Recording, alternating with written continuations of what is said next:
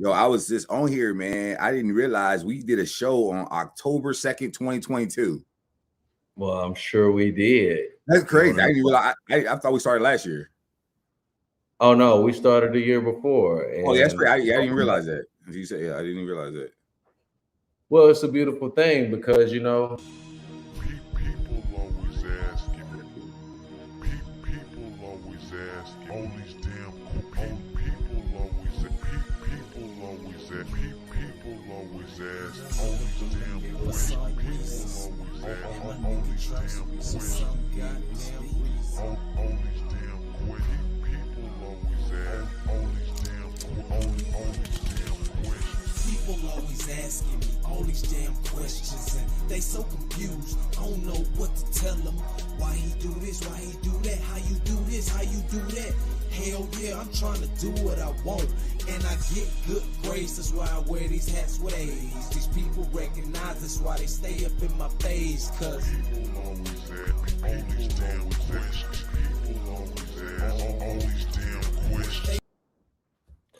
Hey man, Sir, how's it going out there? How's it going out there? hey man, it goes well, man. Hey, man, Welcome back. You should update your name, man. You should put a Dr. Select on there. Oh well, will you allow that? Can hey, I? You can know you? the military. You know how they do you? How you put like the S in the parentheses? Yes.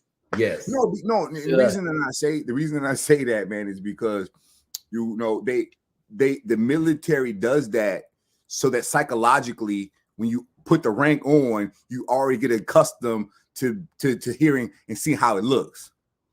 For sure, and almost like a pre-frocking or something like that. Exactly. But no, Yeah. I say that because a lot of times I see people it's like feeling comfortable in your skin, and Right. and I mean, of course, don't put it on any job interviews or anything, but you know what I mean. I do. We good. Yeah, you think? Hey, listen. If you allow me to put it on here as a joke, I promise you it'll be. No, man, I meant it seriously though, like because not like as a joke, but as a serious joke. So like there's different stages in the process. Like there's doctoral candidate. They actually say like once you finish chapters 1, 2, and 3, you are technically a doctoral candidate, which you can use on an email. Your candidate, you know what I mean? Right. And so what I mean is that there's stages, and it's like who made the stages? Who made them? Good question. And I'm like, well, who made them? Yeah. And I'm That's saying, true, man. And I guess if you're already in a program, kind of you say, hey, I mean, we already there, especially based on music. Yeah. But I think about it like you're getting to a point where you're seeing a difference, not just in people, but a difference in how you approach things. You're approaching things differently. Because you know me, the first thing I ask you when you say something is what? Where's the source? Where's the source? Because that's the first thing people want to know. Right. And sometimes you can be the source, but if you're the source, you have to make sure that they're going to scrutinize the source more than the data. Okay. Yeah, for sure. And that's what I was talking about that today. Speaking of scrutinizing and scrutiny, we're going to put a disclaimer out there. We're going to be very high level of some things that people might understand, they might not. You could easily contest that. But we do sit here and try to make it very low level layperson. We know people are getting off, so we ain't trying to blow your brain all the way off. But it's like barbershop talk meets NASA. I don't know. He said NASA. So today's sweet serenade is to being sick and tired. And so what I wanted to talk about with sick and tired was actually talking about those, cognitive distortions uniquely, and how ethical exhaustion kind of feeds off of cognitive distortions, and cognitive distortions feeds into ethical exhaustion. Meaning there are these things that we think are going on based on our biases, and we're creating these things in our head, male or female, black or white, to help us deal with our situations. which we could be tired of dealing with, but some of our situations, we can't even change them. We can't change our situations, so we're forced to take on a mechanism of thought to get through the process. And so that's what the Sweet Serenade is today. Doc, I wanted to break down a couple of cognitive distortions. We've talked about this in the past before, but bringing them back up at a higher level uniquely to, you know, identify ethical exhaustion. And then we kind of go on from there. You know how we do. Yeah.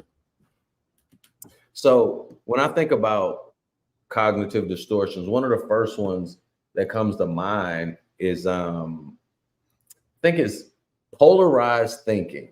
And so I can pull this up, but as we're talking about polarized thinking, I can read it. Polarized thinking says, when you have an all or nothing or black and white thinking pattern, desire to be perfect or have a complete, or you are a complete failure. Now, I read all that out to say polarized thinking is that extreme thought. It's either this or that. And understandably, we kind of find ourselves in those positions of thinking we only have two choices. But life tells you the nuances will be in the gray area and how you get things done and how and where, you know, there's a system of thought going back and forth of why we are in our particular, you know, situations and why we might continue to stay there and not move. Thoughts? No, but you when we go beyond theory, so, you know, we talk about theory a lot, but we can go beyond theory. And what's beyond theory is law. Law goes beyond theory. And one of the laws I like to use is called Falkland's Law. And Falkland's Law goes like this. If you do not have to make a decision, don't make one. It's a very simple law. If you don't have to decide something, don't decide. Because sometimes we're so flooded with decisions that have to be made, we get exhausted by having to make so many decisions every day. What am I going to wear today? What am I going to eat today? What I got to spend time with my mama today? Do I got to call this person today? Do I got to do this? I got to pay the bills. We are so inundated with tasks that we get frustrated at things that interrupt the task. And that ethical exhaustion. So ethics to me is a system or a standard or way of doing things or a process that conforms to a norm that has been approved for the purposes of building or constructing things. So this is the way I want you to operate. And these is the standard in that operation in order for you to be successful in that operation. And anytime you see an engine that's working too hard, it gets exhausted. And when an engine gets exhausted, you start to see wear and tear on parts that haven't been lubed. So to your point earlier, those cognitive distortions can be like the engine overheating. And it's a shortcut, or it's a way to put some coolant so I can get to the next situation. You know, right. I'm going to generalize now. I'm going to use polarized thinking. I'm going to use labels. I'm going to use shoulds. I'm going to use a lot of those distortions so that I can now just move on to the next situation. I'm going to blame people. I'm going to use those and I tell this, man, jumping to conclusions is not a problem if you know how to do them correctly. Right. And so what jumping to conclusions in the distortion means is I'm jumping to conclusions, but before I jump, I don't know where I'm going to land. I'm jumping, hoping that I'm going to hit something. And I think So I was looking at some data earlier today in the difference between like men and women and how men and women have different cognitive distortions, and men tend to jump to more conclusions.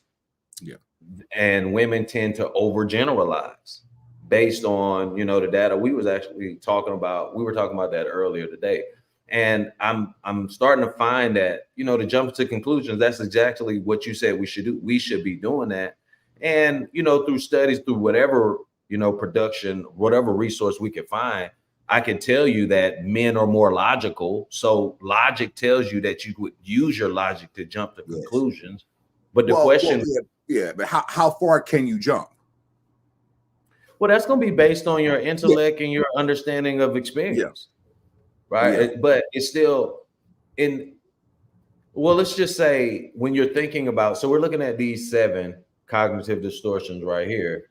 And, we move on to the next one, mental filtering. So you have negative mental filtering. So everything that comes through you. So you remember we were talking about a person should create this filter of no emotion. Or I like to use it as a framework. Okay. Well, can you talk more about that? Well, so like this.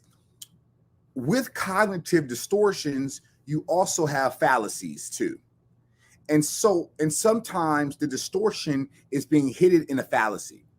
One of these fallacies is called the framing effect, meaning if you go to a courtroom, the prosecution goes first because the prosecution are the ones who can frame the issue. And to me, when you frame an issue with your emotions first, it means that your logic isn't good. Because if you had good logic, you would lead with logic first. And if you're leading with emotion first, it means your argument isn't good. And I don't have a problem. And I don't have a problem with somebody leading with their emotions first, but I filter out the frame and say, okay, once all the emotion is removed, is your argument changing? Because if the goal of emotions to me is so that I can feel what you are feeling when you are saying it at the same time, but if I can't feel and process at the same time. Now, some people can do this. Some people can feel and process simultaneously. And I think that's a gift to be able to do that. And I know I have a bias because I have a blind spot because I don't have the ability to do that. I have to hear the information and go process it separately. And when I process it separately, I can filter it as I can understand it, because sometimes the emotion will have me so charged up, I'm not thinking logically. And that can lead to a distortion. For sure. Now, let's take that real time. You watch Super Bowl? Yes. All right. So let's bring it back down. So the Super Bowl, it was the first 3 quarters were kind of blase to me, right? Yeah. But so you would think this game is supposed to be great every year, and it was still a good defensive game, I think. Yeah. But there's questions about it being rigged, right? And then now there are certain things. Now, have you ever seen any clips of potential rigging of games? I've seen somewhere where like somebody don't block, or somebody, a ref missed a call. It's like a blatant holding call and they just let it go. And that hold literally saved that play, or like it got the sack or something. But I like to think that it's an entertainment sport. Like, because it's classified as entertainment, it doesn't have to be real. It's like a catch-all. Like when Fox News isn't a news channel. So when they say, when they got sued, they said, hey, look, we're not a news place. We are just we're just opinionated people. And so you're saying that you want to be news when you want to be news, but when there's a lawsuit, you want to be entertainment. Now, which is it? Because there's liability when you are claiming something that you are not, which we talked about this earlier. Sounds like we're talking about that word accountability again, right? But this is why you see hypocrisy in people. They say one thing and then do something else, or their ideas are not consistent or congruent with their argument. That's the distortion. Because if your argument is consistent, then there won't be a distortion in it. But when it's inconsistent, you have to create cognitive distortions so that you can be consistent with yourself. And others aren't involved in that process. because you might see yourself as a complex person. You may not see yourself as a liar or a person who's two-faced. Well, these are the things. These are the things your rationality would have justified in your own mind to not, you know, for you to not be the Edgar Allan Poe telltale heart and, you know, self-snitch, you know, suicide, things of that nature. So a person will be forced into his brain going into a psychosis, like almost like being in solitary, right? There's a physiological solitary isolation that goes on by having to do maybe this individualistic act to be initiated, or just to go along with the group that could cause that cognitive bias, which is why I was having the discussion about, you know, being tired, you know, ethical exhaustion being tied to, you know, cognitive distortions, because at some point in time, you're making this stuff up in your head to make yourself feel better, even if it's going to work and you know, working for your kids. Oh, I'm doing this job, when your dream could actually support your family. But and let's go a little further. Sometimes you're not the one making it up in your head. So the biggest cognitive distortion that we are dealing with is Trump won the election. That's a cognitive distortion. Because you didn't win, bro. The court said you didn't win. The state said you didn't win, but you insist that you win. So now other people are using your distorted, delusional thinking to justify their arguments to the point of violence. And see, my thought process is that I need to distort people who are distortable. So, for example, when I think, I don't think random thoughts. I'm not a random thought thinker. If I'm thinking a thought, it's deliberate. I'm thinking a thought for a reason, because I don't want to waste mental energy on thinking things that are not relevant. And so because of that, there's a filtration process that I receive information in, that I give information in, because ultimately what I try to avoid is my own inability to understand, to get in the way of communication. Because I can bring a distortion to a situation, not even wittingly, because I don't think a lot of people who are bringing distortions sometimes are doing it consciously. Well, this would be socialization at its finest. Distortion. You're bringing your daddy's framework. You're bringing, you know, this is the way we learn how to. So this, I'm sure I could have said this before, but hey, it's good. If it's good, it's good, right? We used to talk about, you know, being in the military. People would be like, back at my base, if you're TDY or something, you know, you ALS, whatever, it's like back at my base. We used to call those people Bambis. Yes. Right. It's like back at my base. I was like, nobody wants to hear that Bambi shit. Bambi gets ran over. Right. Because it's that small-minded thought that just because it happens there, the expectation is that it's supposed to happen everywhere. And that's a fallacy. Yes. Right? That's a fallacy. But that's the normalcy bias. The normalcy bias. And recency bias. And normalcy bias. But these type of things have been shown to override truth. Yes. And we'll say it creates a new truth and it overrides reality. So it's an indoctrinated cognitive distortion. Yes. And that is the biggest cognitive distortion. And that's the American dream, though. Yeah. And when you and on this page, it says labeling. And you know, labeling for the purpose of generalizations are important, because you know, sometimes these distortions work in concert. Because to me, and you know how I feel about labels, I said, listen, I'm okay with the label, but once you put a label, how indelible is the label you're putting on something? And can the label be removed? Say that word again in the colloquial, please. How permanent how permanent is the label once you put it on there?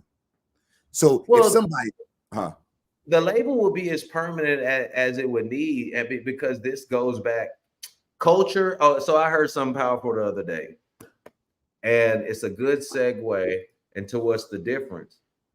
And because we're talking about cognitive distortions leading to ethical exhaustion, or ethical exhaustion leading to cognitive distortions, what came first, the chicken or the egg? Understanding the difference.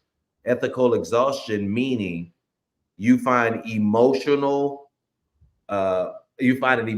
hard or physically hard or something draining about a situation to which you're supposed to fit into, an organization, a lifestyle, a consciousness, and you're tired of, we'll say, falling into that particular perspective and expectation. And you'll say the cognitive distortion would be you have to make yourself think that you have to play that role for whatever reason. And it would come all the way down to the fact that a person would think it was about life or death. Yeah. But so we would talk about why. So I was going to say something about, and I admit I lost my thought. I was talking about the differences, but it's important to talk about those particular things separately and then bring them together. Yeah. Yeah, because because correlation doesn't always equal causation. Okay. And I think that because we see correlation, that's also a fallacy as well. Latin is a post hoc ergo propter hoc, meaning it preceded it, therefore it caused it. And so when something precedes something, it's easy to attribute to the cause. But there may be other variables that are not being looked at because of a distortion. Because, like, if I'm talking to someone, like I see always being right, and I say the concern isn't right or wrong to me, to your point earlier about binary. We're binary people. We're ones and zeros. But in that gray area that you were talking about, is sometimes some people live in that gray area. They live in that gray area and they are trying to understand, like, I don't know there's a problem usually until somebody brings it to my attention. Because if I have a blind spot and I don't see something and you say, hey, you know what, your argument there was emotional reasoning. And so this is why I like Dr. King. I think Dr. King was one of the greatest orators of our time, because he could do three things that most can't do one of them. He could use ethos, logos, and pathos at the same time. He could pull on his character. He was the smartest dude you ever want to talk to, because he could dissect your argument in real time. See, most people can't do that. Most people can't anticipate, assume, and then jump to the conclusion that logically leads from your argument. And then at the end, because he never starts with the emotion first, at the end, he wraps it a big bow around it and says how it impacts me, how we are in a, see, when you say we are in a mutual garment of destiny, is that an emotional argument or a logical argument? You know? You see what I'm saying? Which you can't tell the difference, man. That's the beauty of it. Because, well, so that's interesting. That's interesting you say that, because not to just tout that I like to speak just like that, right? Like to do that little rap, right? Yeah. That's how you rap. That's how you wrap somebody up. But so being able to read somebody like that, we'll say, read them. That is an important skill to have, because you still have to dance on your own cognitive biases, and you still have to make sure you skirt what could be perceived as regular and normal cognitive distortions. Now I'm gonna start talking your speak, right? Using this intellectual punctuated equilibrium event, right? Yeah. To create this, to shake up this experience to get somebody to change and understand that there is a difference, right? Yes. So not we're gonna take some pretty low-hanging fruit here. I made a post about don't misconstrue black pride for white or like hating white people or something, right? Yeah. And I send stuff like that just to stir it up. But I mean, it's a true thing, like it's easy for that to be low-hanging fruit because we know that people want to see black and white. But in rebuttal, right? We know that even having to identify ourselves as black comes from a process of trying to legally attach and make whiteness legal property. Facts. Right? Therefore, so therefore, us having to have a conversation about black pride itself is just the same way we try to take the N-word, Yeah, and this is why I think Muhammad Ali was so powerful.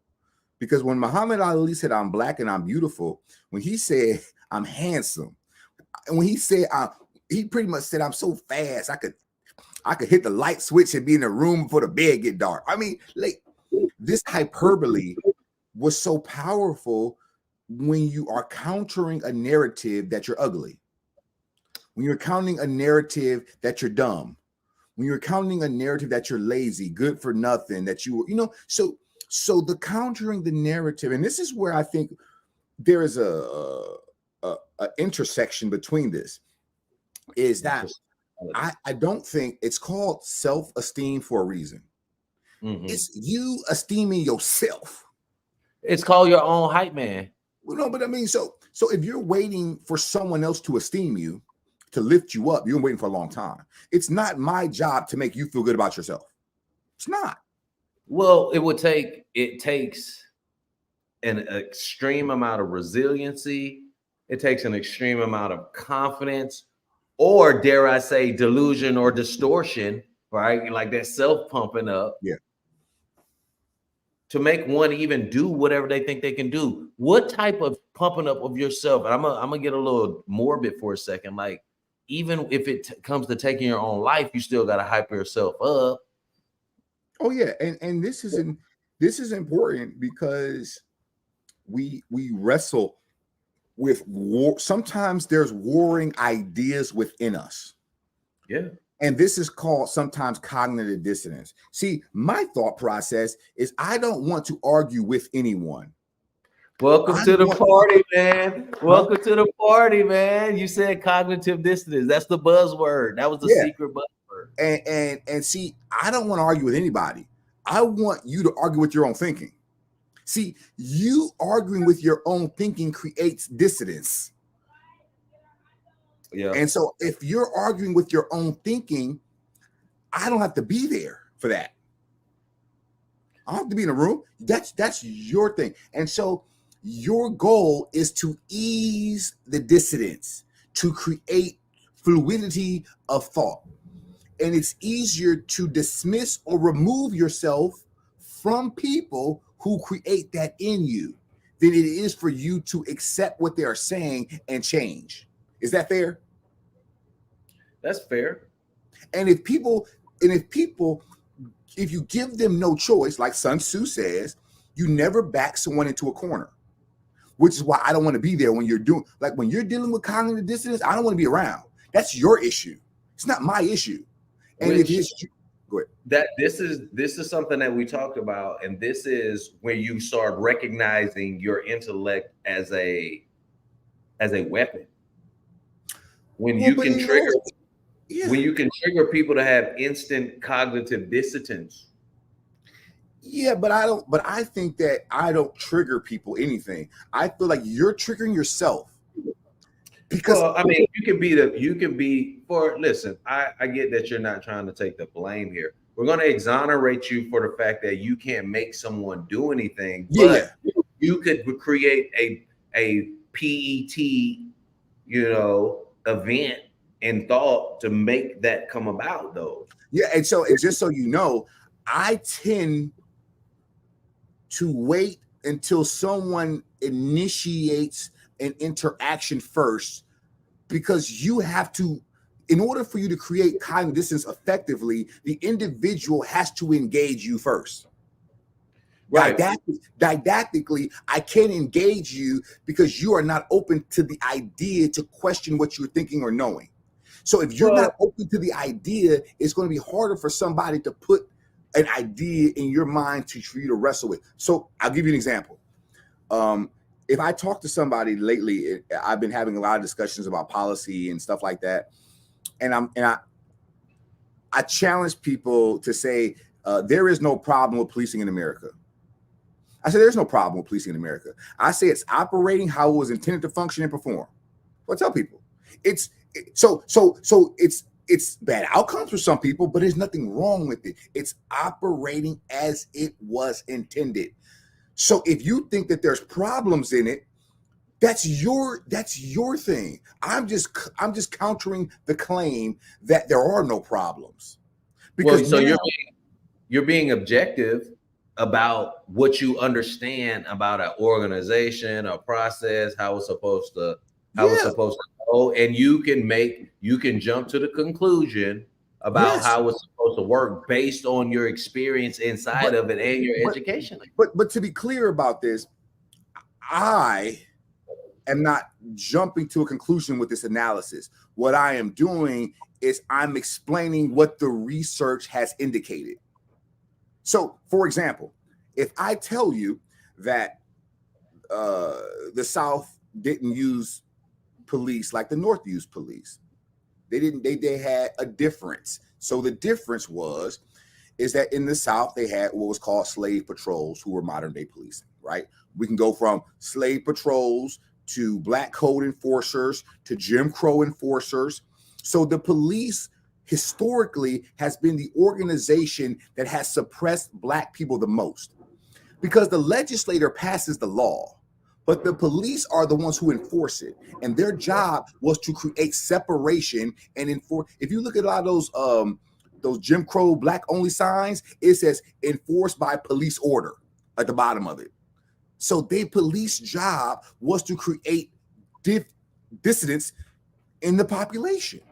And the only question that I ask is, when did it stop? When did it stop? It's like somebody would say it like Black Lives Matter. And I'm like, since when? What year? When did Black lives start mattering in America? It wasn't 1776. It wasn't 1865. It wasn't 1965. What year did it start mattering? So what when we think about Black Lives Matter, of course, you would have to think about the movement and the organization. Yes. There's two different things. Yes. And then you would have to say that there is a conscious of people. This is me speculating based on my feeling and based on the explanation of the movement, is there is understanding that there are people out here who don't think Black Lives Matter.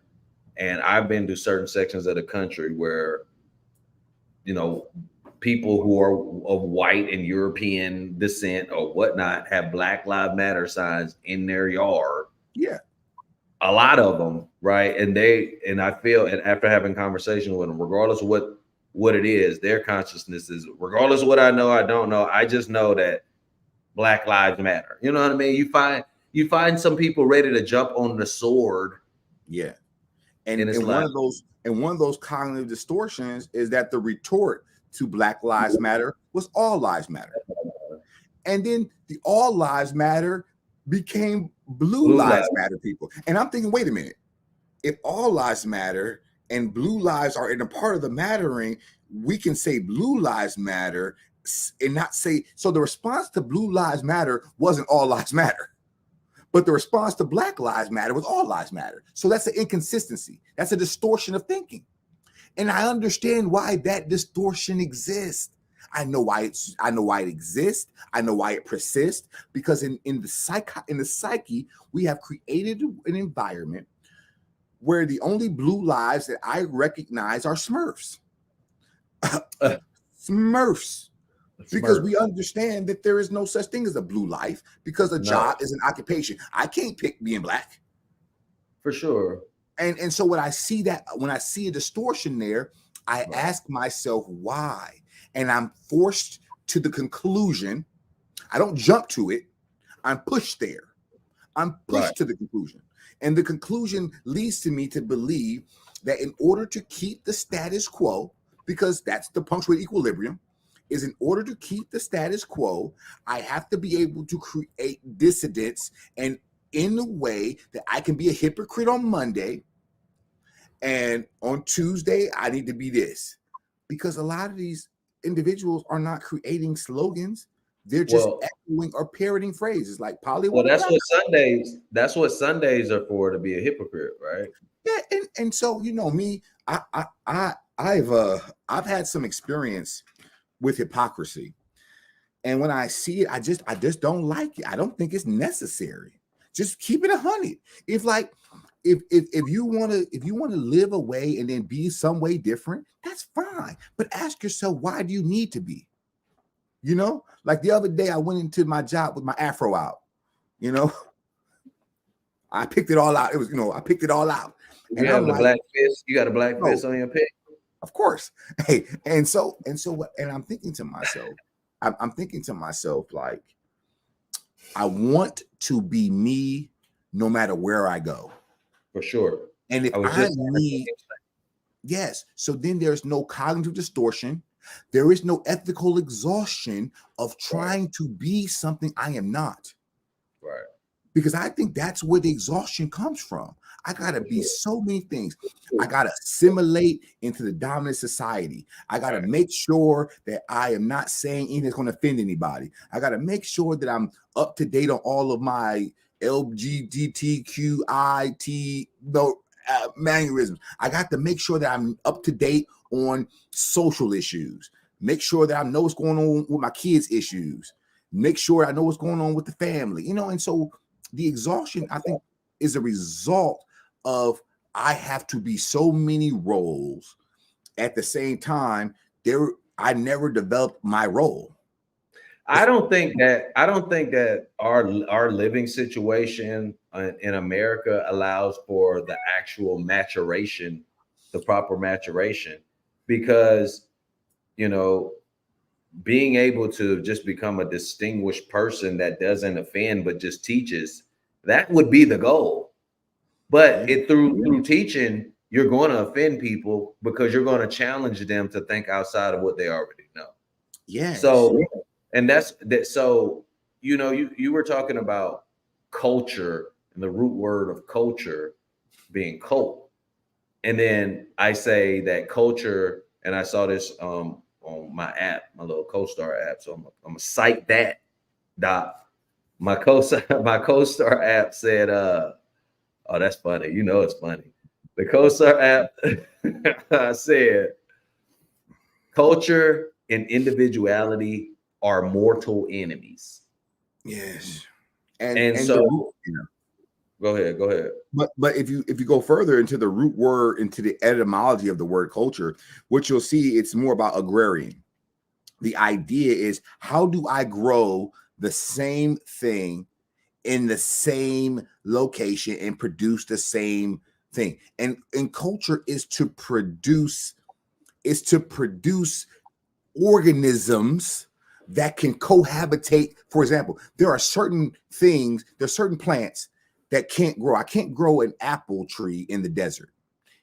It won't grow there because I need soil and that's sand. So if I tried to plant an apple tree in the desert, nothing would happen. But if I tried to plant it in Florida, where the sun and the season's right, then the environment will produce that culture. What we've never really examined in America is where we were planted here.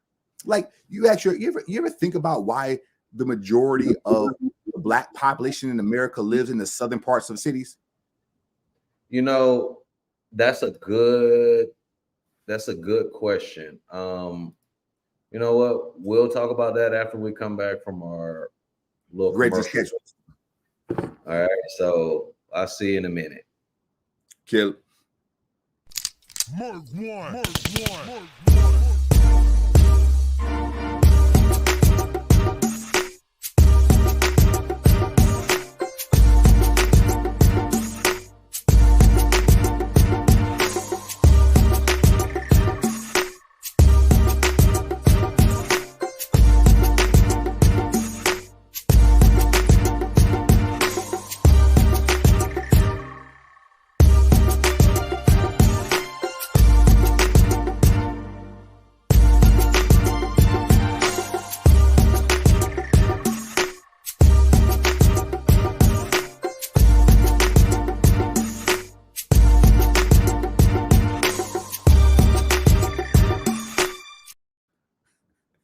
I like the commercial, man. He's like, back to your regularly scheduled program. Okay, so to answer your question, why does what'd you say in the South? So if you look at the major metropolitan areas, if you look at where the predominantly Black population of the city is, it's normally in the southern parts of the city. So south side Chicago, south side of Cleveland, south or east side of the city, the east and the south. But have you ever thought about why that's where the majority of us live? Why? I haven't. I actually tried to, but think about it this way. Does water flow upstream or downstream? Does water flow upstream or downstream? The only river I know that flows upstream is the Nile, sir. Okay, are we there? No. Our waterways flow downstream. So if I pollute your water upstream, who gets it downstream? In the southern part of the city. So it's like the least desirable land to have. So if you're in the field, you don't build your latrine within so many feet of your living area because it will cause problems. It will get more disease, more infestation, more dysentery, and it's the least desirable part of the city because the area that's closest to upstream has higher property values. Like lakefront property is more valuable than away from the lakefront property. It's not complicated, but when you don't have resources, you get the least desirable part of the city. So it was not until the 1960s and 70s, primarily probably 70s, and in some instances, that's the beginning of it. The fair housing and stuff didn't happen until the late 60s, early 70s. And then once that happened, we really only have about one generation of Black people in America who have the ability to leave the area where they were from. We're not that far away from that. Right. So now you can go to the north side of the town, but if you make it to the north side of the town, you ain't coming back to the south. And that's a cultural thing because now culture is about growing things in places. So how many weeds can I grow in the garden before the weeds overtake the garden? So if you look statistically, if northern cities were okay with 1 or 2 Black families moving to the area, but when the population reached 3%, 3 to 5%, you start seeing white flight. You started seeing that. So because they believed that we were infiltrating or infestating the area and we could no longer grow our culture here like in the garden. And because of that, I think it has created a sense that we just wanted to live in these areas because that's what we wanted to do. It's like, no, you didn't have a choice. And that's why I don't like some of these binaries, because although we want to expand on this concept, I think what happens in most instances is that you get to a point where if I don't tell you the story, and if I give you reasons, if I give you cognitive distortions and don't tell you that the reason it was racism or bigotry or biases, or they didn't want you going to their school, or they thought you were going to bring down the property value of their neighborhood, et cetera, I can't tell you none of that stuff because that's the truth. I got to tell you stuff like, look, Kalvin moved to the good part of the city. You could do it too. He's an exception. He's an exceptional Negro. He's an exceptional. He went to the military. He got degrees. See, if you just be like Kalvin, it was like that McDonald's commercial. Remember? I done turned into the damn McDonald's commercial anyway. I tried my fucking best not to use my language. What I'm saying is that it's like I don't have a problem. I don't have a problem being a token. My concern with tokenism is that I become the exception and not the rule. And then I don't want to think that because it creates in me a distortion. It creates a cognitive distortion where now I have to label the people who did not make it out like I did as not working hard enough. They're just lazy. They don't, you know what I mean? Yeah. Because But that's kind of our goal now, right? That's kind of our goal now, to kind of stop that whole narrative and understand that people are just people, just like in the other cultures, right? Yeah. And when we have people who are doing certain things a certain type of way. And right? I think the spotlight treatment, it gets put on ethnic and minority groups that are, non-white heavily, because I mean, honestly, when you think about the consciousness of white, there are a couple of things you have to go through, right? If one identifies with their European heritage and still practices some of those things, now we're talking about two different things here. We're talking about an Americanized socialization, and we're talking about Eurocentric roots. Now, if you're talking about a white person who is not identifying with anything European and it's just all American, and then American socialization, you're talking about one particular thought. Are you tracking with that? Yeah, but this is assimilation theory. Right. We were talking about the assimilation. Yeah, this is assimilation theory. And in order, like, for example, if you look at every group that came from Europe, that came here to America, the Irish, if you look at the Italians, like look at the city of Memphis. The city of Memphis had a lot of race riots in it. A lot of northern cities had race riots because in order for the immigrant class to come in, they had to embrace the treatment of Black people as subhuman. That was their ticket into whiteness. Show me how you are willing to treat these Black people like we do. If you're willing to treat them like we do, we will accept you into our group. Initiation. And you have to go beat them up, take their property. And if you do that, we won't let you sit at our table, but we'll give you some crumbs. And then over time, we'll let you marry our daughters. Well, and, right, because that, and most of the time that comes in the exceptional minority agreement. Yes. You would hope, right?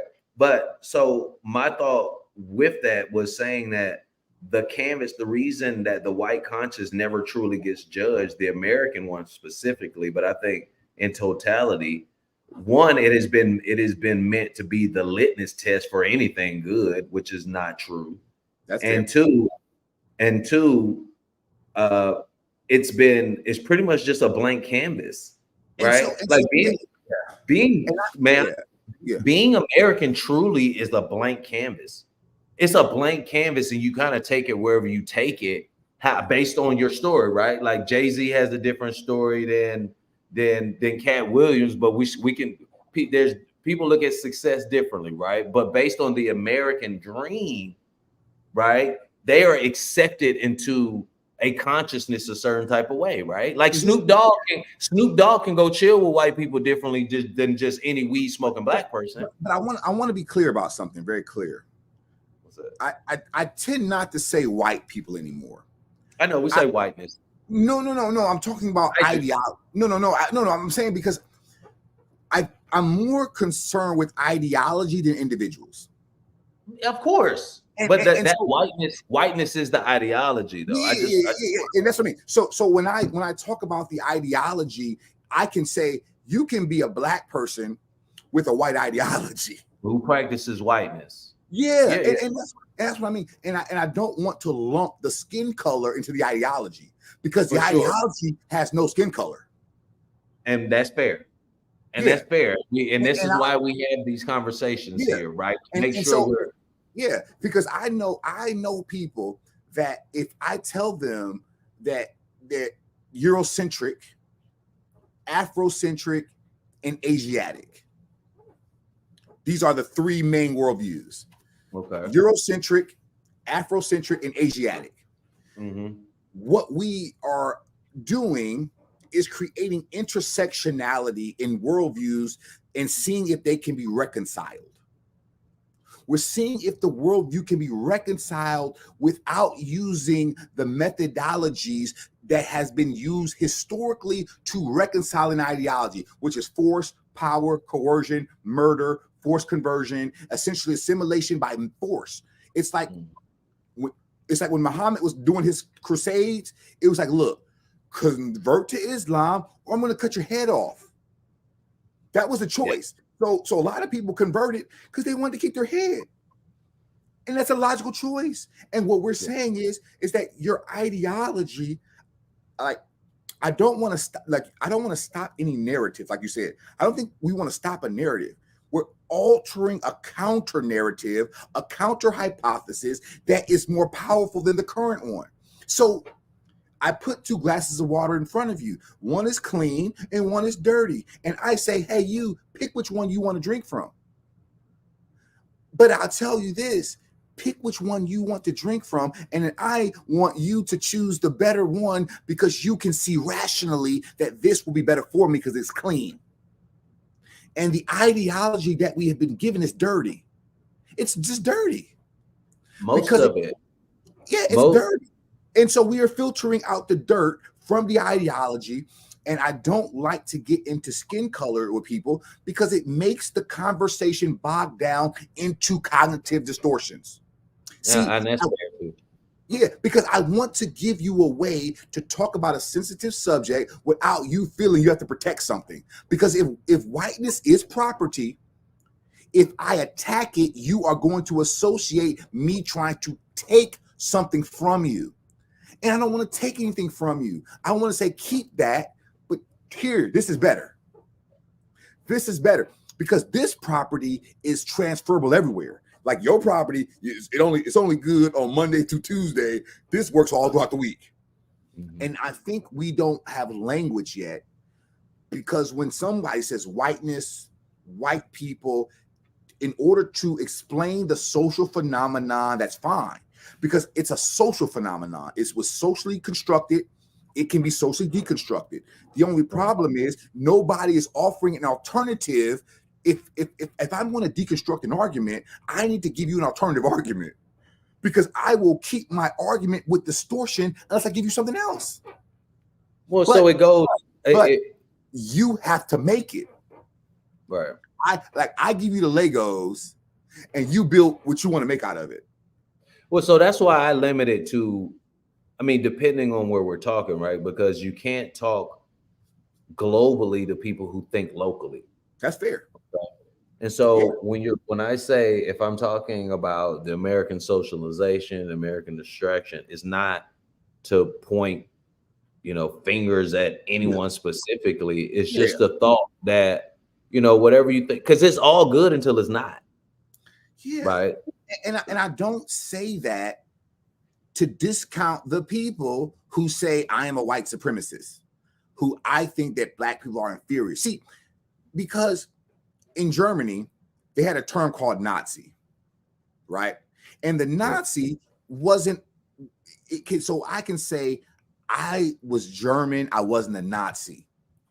In America, we've never created terminology for white people who don't support white supremacist ideologies and thoughts and feelings and beliefs. We don't have a term. Well, that's what, so I hate to say this, and I'm not saying this is the answer, but I think that's what things like Black Lives Matter are attempt to do from some people because there is nothing else. Yeah, but you have to think think the speculation. That's the speculation. But whiteness likes to be centered. If you're having a discussion and white people can't feel that they're included, they don't like that. But they're socialized to know what you're doing. They're socialized to be aware of what's going on. Part of it was for safety because they thought, you heard somebody say, hey, look, it's 4 Black people in the room. We got to separate because they think we're plotting something. We're a game. Because psychologically, in the older times, if too many Black people congregating at one time, we was up to no good. Mm-hmm. And we still carry some of that baggage. And we sometimes police ourselves when nobody's concerned about how many of us are together. We're policing ourselves. Well, this comes down to that whole difference of what we're talking about and how people raise their children, right? Like, okay, people of African descent that now live in America, right, tend to raise their children, and we're not going to only say African descent, but we're going to say tend to raise their children with discipline and abide by the laws, and unfortunately that can do some capping on their moral development. But we also know that some people let their children run wild because at the end of the day, what they're allowing them to do is be as free as they know they can be. Yeah, but they're preparing them for rebellion quicker. See, as a Black parent, you cannot prepare your children for rebellion because you know they live in a system that will correct their rebellion. See, your kids can go to the Capitol in January 6th and piss and shit on the walls and come out alive. We know that. We're not stupid. I got eyes. I know the first Black foot that stepped on that Capitol would have been met with bullets. Ask me how I know, because they get met with bullets for stuff that ain't even nowhere near close.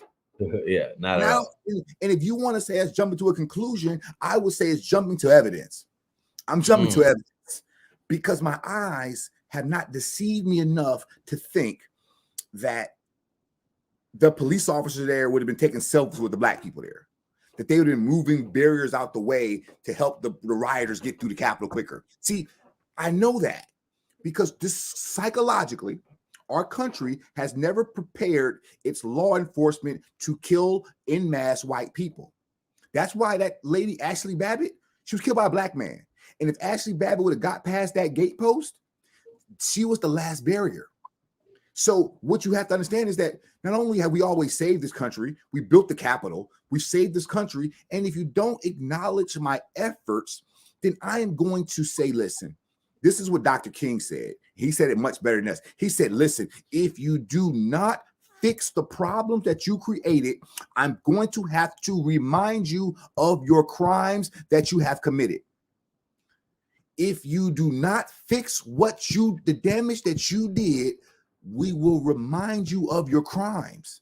And when we remind people of their crimes who have never been told their crimes, because we don't teach that here, it can create a problem that cognitive distortions comes in to fix and says, well, you know what?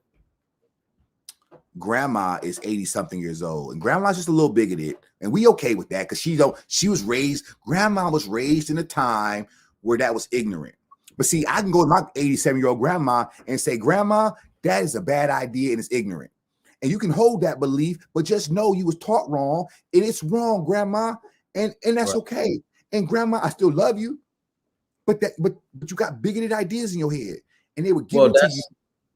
Well, and to run into the final thought, Doc, because we're coming up on that time. I know you gotta. I know you got to schedule. I got to keep you up on. I would have conversations with my grandmother later in her years before she died, and I knew that she went through a lot of different trauma. I had a shout out to her today with my Chuck Norris joke, actually. I saw that. Yeah. And she went home with a lot of trauma that she never talked about. Mm-hmm. And I remember talking to her and just her going through these different cognitive distortions through life, and some to just justify her actual life, because I feel like a lot of people die from just stress and just their life environment and the ability to not get out of it. And so talking about the cognitive distortions is important for people to be able to identify that, things aren't as bad as they seem, or you might be taking that out of, and out of context, and understand that you should try to make yourself as fluid as possible and as consistent as possible in your disposition so you don't experience so much cognitive dissonance. So what that means, or we'll say cognitive distortions that lead to cognitive dissonance, and either way, back and forth. But it would mean that a person would have to get congruent with what they really believe in, what they truly believe their purpose is. And that might be to question where they truly are at that point. Doc, I know you still got 100 things to say, but I was really, really quick though. I will just say this: is when you see cognitive distortions, know they're hiding something, and a lot of times, what's hiding under it is called catharsis. And what catharsis is deep emotions that, if not released carefully, can lead to crisis in people. And that is dangerous if you're not prepared to deal with that, because we talked about it before. It's not being able to punctuate the equilibrium that's hard. It's to rebalance it once it has been punctuated. Because once you punctuate it, you don't know what's in there. Right. And you will find out quickly that you may not be prepared to deal with it. And I'll leave it with that. Oh, well, you know what it means. So if your advice is to leave it alone, that means I would say I'm saying know what you're getting into prior to punctuation. Oh, for sure. Because go ahead. Because you can lose friendships that have been lasted 30 years. You can lose relationships that have been because you don't know what happens when you puncture the equilibrium. For sure. But if you know who you are and you know that you're on a mission and you know you got shit to do and you know that there's a higher promise power for you, you know that it's not in your hands. Right? It's not in your hands, but for what you can do. So I always say that's what I was trying to take your thought, like know what you're getting into, and if you're getting into it, don't worry about it. Oh yeah. Hey, you already know who it is. That's what I was KJ. Hey, for all those people in my business. Hey, don't worry about me.